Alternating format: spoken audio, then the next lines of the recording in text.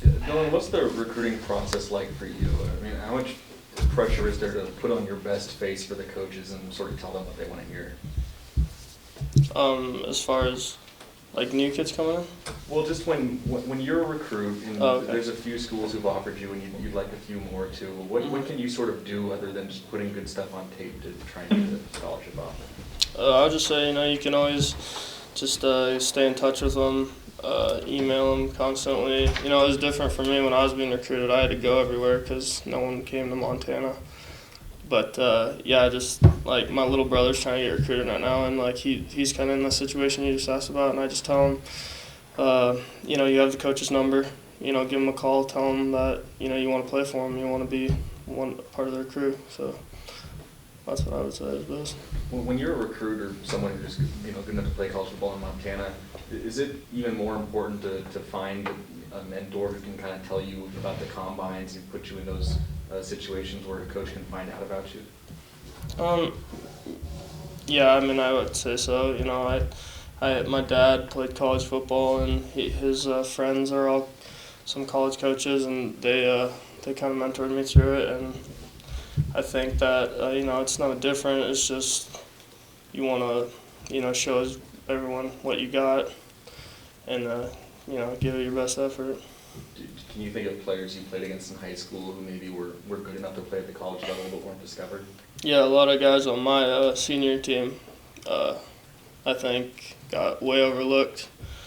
We had a lot of talent on that team, and a lot of guys didn't want to play, but there were some guys that did want to play, and I think that they could have done really well at the Montana schools, at least, if anywhere bigger than that.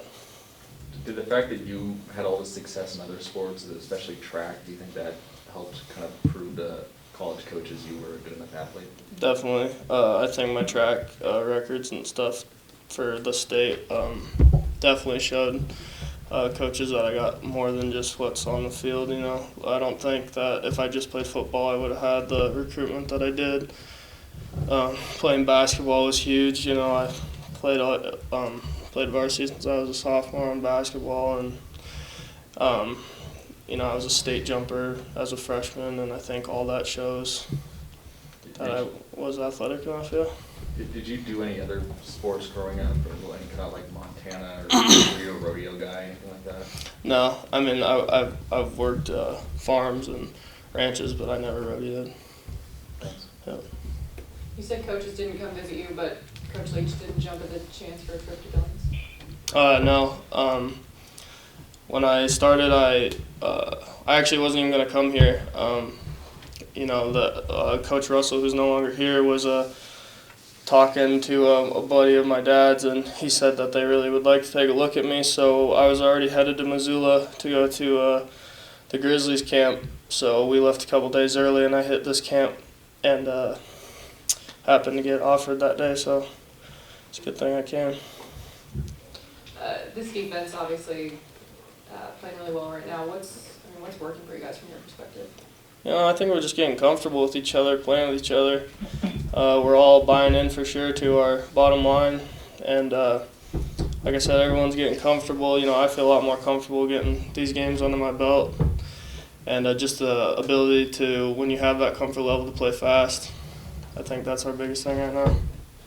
How much pride do you guys take in the fact that these have been team wins, offense, defense, special teams, playing well? Oh, huge. It's all about, the team. It's always a team win, and anytime that you can contribute all three sides of the ball, it makes you feel a lot better as a team, as a whole, and as a program. Whenever we ask players about the pass rush, they kind of say that we're more comfortable with each other. I think to a layman, you sort of think of the pass rush as just running past the offensive tackle and getting the quarterback. Could you kind of explain how it's all interconnected, or at least how what your teammates are doing and being on the same page with them can help you get home? Yeah, as far as that goes, when you're lined up, as far as me, as a rush end, and I got either Daniel or Garrett there, I know that they come off the ball differently. I know that they do different moves, so you can set that up as far as what I'm gonna do. But mostly, Coach Manning and Coach Joe, they do a great job of getting us ready, and they do a great job of teaching us how to use our hands, and I think that's a big thing with pass rush is being able to use your hands. You know, it's not running at all, or you're just wasting effort and wasting your wasting a guy. You know, then you're playing with 10 guys if you're just trying to run past them. Definitely have to get engaged with the linemen and get around them using hands and technique. Any questions on the line for Dylan Hanser? Hey Dylan, it's Stephanie Lowe with the Seattle Times. Was there a learning curve that goes with going from playing mostly special teams to becoming an every down, player at the rush spot there? I think so a little bit, but as you're a younger guy on this team, as you well know, we do Thursday night football, and so every week you're getting reps at your position. So it is different. Getting live reps in a game, the atmosphere and the tempo is definitely ramped up. But I think last year playing special teams just got me used to the tempo of the game and how playing against other opponents is different than practice and different against going against your offense in Thursday night football. So I owe that a lot to special teams, and then transferring that to the field as playing rush and just like I said, getting that feel for the tempo. So. And I guess you talked a bit about your recruitment process. So did you have to initiate contact with all these coaches, and how were you introduced to Coach Russell? Was that through your dad's friend?